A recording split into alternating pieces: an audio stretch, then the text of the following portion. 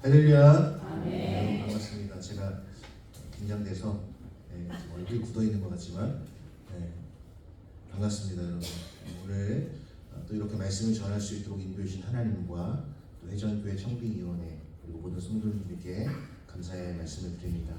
오늘 본문의 말씀을 중심으로 영광의 소망이신 그리스도라는 제목으로 함께 하나님의 말씀을 살펴보며 은혜를 나누기를 원합니다. 사랑하는 성도 여러분, 여러분들은 교회가 어떤 곳이라고 생각을 하십니까? 그리고 교회를 구성하고 있는 우리들, 다시 말하면 성도들, 또 다른 말로 말하면 신자들이 어떤 존재라고 생각을 하십니까? 흔히 세상에서는 교회를 하나의 종교기관으로 알고 있습니다. 물론 그렇게 알고 있는 것이 틀리거나 잘못된 것은 아닙니다. 그러나 성경에서 말하고 있는 교회는 단순한 종교기관 그 이상의 의미가 있다는 것을 우리는 잘 알고 있습니다. 교회는 건물이기도 하지만 그것은 사실 1차적인 의미이고, 교회는 건물 넘어서 살아계신 하나님을 나의 주 나의 하나님으로 고백하고 예수 그리스도를 머리로 하고 그분이 주시는 생명과 은혜를 풍성하게 누리는 믿는 자들의 연합이 바로 교회라고 성경은 말씀하고 있습니다. 그래서 여기에 모인 사랑하는 성도님들 한 분 한 분이 다 교회인 것이죠. 교회. 주님께서 교회를 얼마나 사랑하시는지 모릅니다. 주님이 교회를 자기 피로 값주고 사셨고 지금도 교회를 통해서 자신의 뜻을 세상 가운데 알리시기를 원하시고 교회를 통해서 자신의 뜻을 이루어가기를 원하신다는 것을 성경은 우리에게 말씀하고 있습니다. 그렇다면 신자, 그리스도인, 성도는 어떤 존재일까요? 그는 하나님께로부터 부름받은 존재입니다.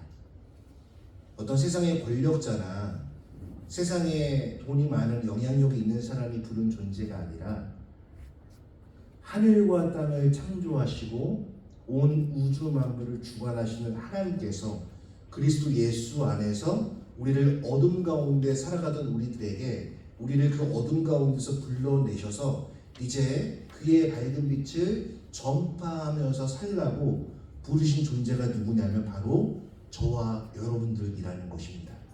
그러니까 신자가 얼마나 영광스러운 존재인지 모릅니다.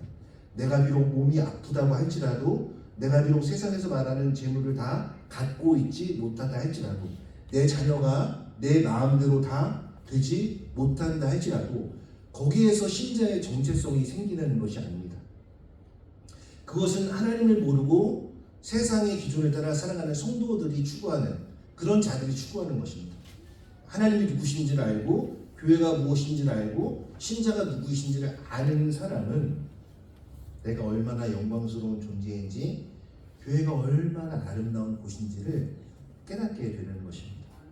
그래서 바울은 오늘 이 골로새 교회, 사실 이 골로새 교회는 바울이 한 번도 가보지 못한 교회입니다.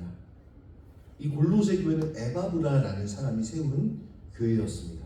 그런데 지금 감옥에서 옥중서신으로 지금 골로새 교회 성도들을 생각하면서 쓴 편지가 바로 골로새서입니다. 그런데 오늘 바울이 감옥이라고 말씀을 드렸는데, 이 감옥은 사실 우리가 말하고 있는 지하 감옥, 쇠창살이 있는 감옥, 그런 감옥이 아니라 가택연금, 그러니까 집에서 수갑을 차 있는 상태, 그러나 어느 정도의 자유는 보장된 상태, 그러나 완전한 안녕, 평안, 자유는 누릴 수 없었던 상태, 그 상태가 지금 바울이 한 번도 보지 못한 골로새 교회 성도들을 위해 쓴 편지입니다. 그리고 그 편지의 내용, 오늘 1장 24절부터 29절까지의 내용이 무엇이냐면 바로 이 교회를 위해서 바울이 어떤 존재로 부름을 받았고 그 부름받은 바울이 어떻게 교회를 섬길 것인가에 대한 내용을 말씀을 하고 있습니다. 그래서 오늘 골로새서 1장 24절을 보시면 이렇게 기록하고 있습니다. 나는 이제 너희를 위하여 받는 괴로움을 기뻐하고 그리스도의 남은 고난을 그의 몸된 교회를 위하여 내 육체에 채우노라고 고백합니다. 지금 바울은 어떤 상태였다고 말씀을 드렸습니까? 갇혀있는 감옥의 상태에 가택연금의 상태였습니다. 바울은 여러분들이 잘 아시는 것처럼 매맞아도 받고 굶어보기도 했고 정말 있는 고통 없는 고통을 다 당했던 사람이 누구였냐면 바로 바울이었습니다. 그런데 이 바울이 지금 내가 너희를 위해 받는 괴로움, 근데 이것을 잘못 이해하면 뭔가 한 번도 보지 못한 골로새 교회 성도들과 바울이 뭔가 좀 갈등이 있었나? 아니면 뭔가 다툼이 있었나? 이렇게 오해할 수 있는데 여기서 말하는 괴로움은 그런 괴로움이 아니라 교회가 세워지고 복음이 세상 끝까지 전파되는 이 과정 가운데에서 일어날 수밖에 없는 그러한 고난, 어려움을 뜻하고 있는 것입니다. 교회를 세워가는 것이 여러분 얼마나 어려운 일입니까? 한 사람의 신자로서 우리가 그리스도 안에서 온전한 자로 세워지는 것이 얼마나 어려운 일입니까? 이것은 바울은 너무나 잘 알고 있었습니다. 그래서 내가 교회를 세워가기 위해서 받는 고난, 그 고난을 어떻게 맞이하겠다는 것입니까? 기쁨으로 맞이하겠다는 거예요. 여러분 가운데 고난이 찾아올 때 그것을 기쁨으로 맞이할 수 있습니까? 질병과 재난과 고통과 삶의 고비가 계속해서 나를 두드리고 내 삶의 문을 두드릴 때 그것을 어서 와라, 내가 너를 기다렸다, 기쁨으로 맞이한다, 이렇게 받아들일 수 있는 자가 과연 몇 명이나 계시겠습니까? 그런데 바울은 내가 교회를 세우고 교회를 하나님의 뜻대로 세워가기 위해서 받는 모든 고난들, 모든 어려움들을 기뻐한다라고 이야기하고 있습니다. 그렇다면 이렇게 바울이 기뻐할 수 있었던 이유는 어디에 있었을까요? 로마서 14장 8절을 보면은 바울이 이렇게 고백하고 있습니다. 내가 살아도 주를 위하여 살고 죽어도 주를 위하여 죽나니 그러므로 우리는 사나 죽으나 그리스도의 것이로다, 주의 것이로다 라고 고백을 합니다. 즉 바울은 지금 누구와 연합되어 있는 상태에서 이런 고백을 하고 있냐면 그리스도와 연합되어 있는 상태에서 고백하고 있는 것입니다. 여러분 한번 생각해 보시기 바랍니다. 여러분들이 가장 주님을 뜨겁게 사랑할 때, 가장 성령으로 충만했을 때, 그때 주님을 위해 한 헌신이 아깝습니까? 힘듭니까? 고통스럽습니까? 그렇게 여기지 않습니다. 너무 기쁘고 내가 어떻게 하면 주님의 몸된 교회와 공동체와 그의 나라와 영광을 위해서 내가 나에게 있는 시간과 물질과 에너지를 쓸 수 있을까 고민하며 살아가게 되는 것이죠. 그래서 바울은 성령으로 충만했고 뿐만 아니라 그는 주님과 연합되어 있기 때문에 지금 24절과 같은 고백을 할 수 있는 것입니다. 그러면서 25절에 내가 교회에 일꾼된 것은 하나님이 너희를 위하여 내게 주신 직분을 따라 하나님의 말씀을 이루려 함이라 라고 말씀합니다. 여러분 교회는 어떤 곳입니까? 하나님의 말씀이 이루어지는 곳입니다. 교회를 통해서 그리고 그리스도를 머리로 하여 그분께 붙어있는 모든 신자들, 그리스도인들을, 성도들을 통해서 무엇이 이루어지는 것입니까? 하나님의 뜻이 이루어지는 것입니다. 우리가 주기도문에서 고백하는 것처럼 하늘에서 이루어진 그 하나님의 뜻이 교회를 통해서 교회의 머리이신 그리스도께 접붙여 있는 성도들을 통해서 이 하나님의 말씀이 이루어진다는 거예요. 그것을 위해서 누가 부름받은 것입니까? 바울이 부름받은 것이고 제가 부름받은 것이고 여러분들이 부름받은 것입니다. 그러니까 우리가 얼마나 존귀한 존재인지, 우리가 얼마나 영광스러운 존재인지를 비로소 깨닫게 되는 것입니다. 여러분들 인생의 목표를 낮은 데에 두지 마십시오. 없어질 것에 두지 마십시오. 바람이 불면 사라질 것에 두지 마십시오. 여러분 우리는 모두 다 집을 짓는 사람들입니다. 저도 집을 짓는 사람들이고 여러분들도 다 집을 짓는 사람들이에요. 그런데 이 집을 대부분의 사람들은 어디에 짓습니까? 모래 위에 지어요. 거짓과 허위에 짓습니다. 그러나 예수 그리스도를 나의 구주로 고백하는 사람은, 예수 그리스도와 접붙여서 연합되어 살아가는 사람은 어디에 집을 짓냐면 조금 더뎌도 조금 힘들어도 믿음으로 그리스도라는 반석 위에 집을 짓는다라고 성경은 말씀하고 있습니다. 시간이 지나도 그것은 잘 드러나지 않습니다. 모래 위에 지은 집인지 반석 위에 지은 집인지 드러나지 않습니다. 그러나 고난과 역경이 우리의 삶에 쉴 수 없이 몰아칠 때 비로소 판가름 나게 되는 것이죠. 누가 모래 위에 집을 지었는지, 누가 반석이신 그리스도 위에 집을 지었는지 비로소 그때야 판가름 나게 된다는 것입니다. 사랑하는 회전교회 성도 여러분, 여러분의 삶의 목표를 그리스도와 함께 죽고 그리스도와 함께 사는 것에 두는 그런 고귀한 존귀한 성도님이 되시기를 주님의 이름으로 축복합니다. 그렇게 할 때 여러분의 삶에 기쁨이 있고 여러분의 가정에 하나님 주시는 평안과 위로가 찾아오게 되는 것입니다. 그런데 이것은 비밀이었습니다. 26절을 보십시오. 이 비밀은 만세와 만대로부터 감추어졌던 것인데 이제는 그의 성도들이 나타났고, 이미 구약에도 하나님께서 열방을 구원하신다는 것은 모든 선지자들의 고백을 통해서 이루어졌습니다. 그런데 이 비밀이 이제는 예수 안에서, 그리스도 안에서 공공연하게 드러나게 되었다라는 것을 말씀해 주고 있는 것입니다. 비밀, 아무도 알 수 없는 비밀이 이제는 활짝 드러나게 되는 것이죠. 이제는 누구든지 예수 그리스도를 믿기만 하면 하나님 앞에 나아갈 수 있는 권세를 얻게 되는 것입니다. 여러분들은 다 왕같은 제사장들입니다. 여러분들이 하나님 앞에 예수 그리스도의 이름을 가지고 나아가면 하나님이 여러분을 받아주시고 하나님이 여러분의 기도를 들어주시고 하나님이 여러분의 삶을 인도해 주신다는 것을 성경이 말씀하고 있는 것이죠. 이것을 누리며 살아가는 사람들이 어떤 사람들이냐면 부유한 사람들입니다. 돈이 많아서 부유한 게 아니라 믿음이 많아서, 주님이 주시는 기도의 응답이 많아서, 주님이 주시는 삶의 위로가 많아서 얻게 되는 부유함, 이 부유함을 누리게 되는 여러분 모두가 될 수 있게 되기를 바랍니다. 그런데 바울은 또 이렇게 고백하죠. 하나님이 그들로 하여금 이 비밀의 영광이 이방 가운데 얼마나 풍성한지를 알게 하려 하시니라. 이 비밀은 너희 안에 계신, 이 비밀은 여러분 안에 계신 그리스도라고 말씀을 하고 있습니다. 여러분 안에 누가 계시다는 거예요? 그리스도께서 계시다는 것입니다. 여러분 안에 하늘과 땅을 지으시고 세상 모든 끝날까지 우리의 삶을 주관하시고 살펴보시고 인도하시는 그 주님이 계시다는 거예요. 그럼 그 주님이 여러분의 삶의 보물이십니까? 여러분을 존귀하게 하시는 그 주님을 여러분도 존귀하게 하고 있는지를 한번 생각해 보아야 합니다.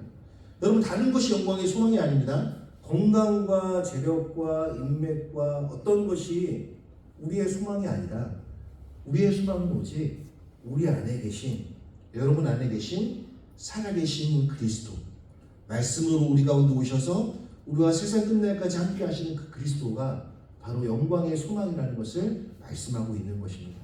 그래서 구약에 있는 수많은 성도들, 그리고 예수님이 오신 것을 보지 못했지만 그런 예수님을 바라보며 순교의 피를 뿌린 수많은 신앙인들이 바로 이것을 바라보며 살아갔던 것입니다.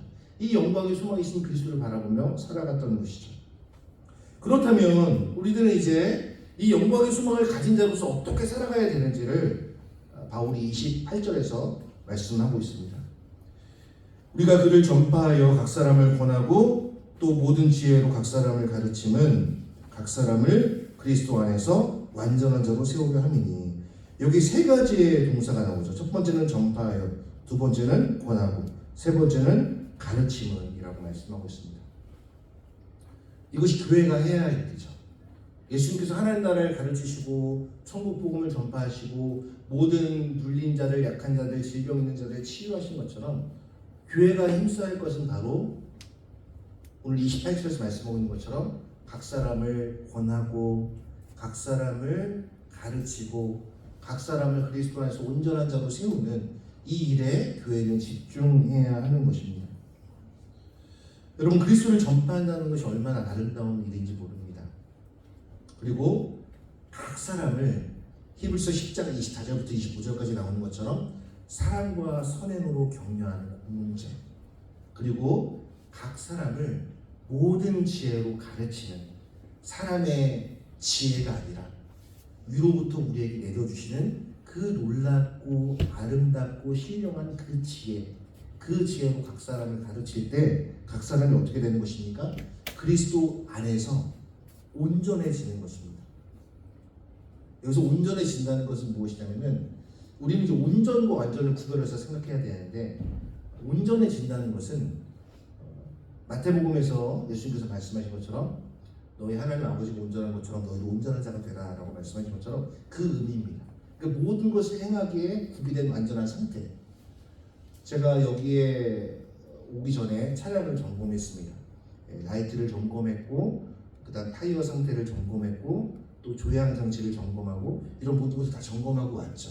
그러니까 우리가 하나님 나라와 영광을 위해 살아가는 존재로서 그 모든 것을 바로 가르침과 권변과 이런 것들을 통해서 우리들이 세워진다는 것을 말씀을 하고 있습니다. 그리고 이것을 위해서 바울이 마지막 29절에서 이렇게 고백하고 있습니다. 이를 위하여 나도 내 속에서 능력으로 역사하시는 역사를 따라 힘을 다하여 수고하노라. 그럼 바울이 수고하는 것 같지만 그에게 수고하고 감당할 힘을 주신 분이 따로 있다는 건데, 그분이 누구시냐면 바로 성령 하나님. 성령 하나님이 우리 가운데 힘을 주셔서 교회를 세워가고 성도들을 세워갈 수 있도록 은혜를 주신다라고 말씀을 하고 있는 것입니다. 사랑하는 성도 여러분, 말씀을 맺겠습니다. 우리는 어떤 존재입니까? 우리는 주님께서 보시기에 보배롭고 존귀한 존재들입니다. 여러분 자녀들 다 키워보셔서 아시겠지만 자녀들 여러분 처음 안으셨을 때 어떻게 보셨습니까? 너무 좋아서 어쩔 줄 모르잖아요. 그 아이가, 이 품에 쌓인 아이가 할 수 있는 게 뭐가 있습니까? 아무것도 못하잖아요. 그냥 옹알이 하면 막 애가 뒤집으면 막 놀라잖아요. 그렇죠? 애가 걸으면 막 우와 걷는다, 영상 찍고 막 그러잖아요. 그렇죠? 주님이 보실 때 우리가 그런 존재라는 거예요. 우리가 좀 우리 보기에는 부족하고 연약해 보여도, 그러나 하나님 보시기에는 너무나 보배롭고 존귀한 존재. 여러분 이런 확신 가운데 살아가십시오. 이런 담대함 가운데 살아가십시오. 그리고 이런 능력 가운데 살아가는 우리 해전교회 모든 성도님들 되실 수 있게 되기를 우리 좋으신 예수님의 이름으로 간절히 축복합니다. 함께 기도하겠습니다. 하나님 아버지 감사합니다. 주님께서 이곳 가운데 해전교회를 세워주시고 해전교회를 통하여 하늘에서 이루어진 그 하나님의 뜻이 해전교회의 구성원에 살아가는 모든 성도님들을 통하여 이루어지기를 원합니다. 하나님, 교회가 기도하고 있는 모든 간절한 기도의 제목과 우리 사랑하는 성도님들이 기도하고 있는 간절한 기도의 제목이 주님의 뜻과 계획과 시간 안에서 아름답게 이루어지는 것들을 볼 수 있도록 하나님의 은혜와 응답을 도와여 주시기를 원합니다.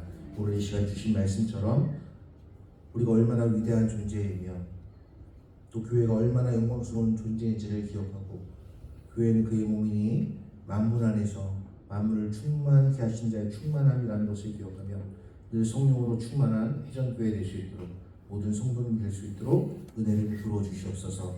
감사와 찬양을 하나님께 올려드리며 살아계신 예수 그리스도의 이름으로 간절히 축복하며 기도드리옵나이다. 아멘. 우리 다 함께 400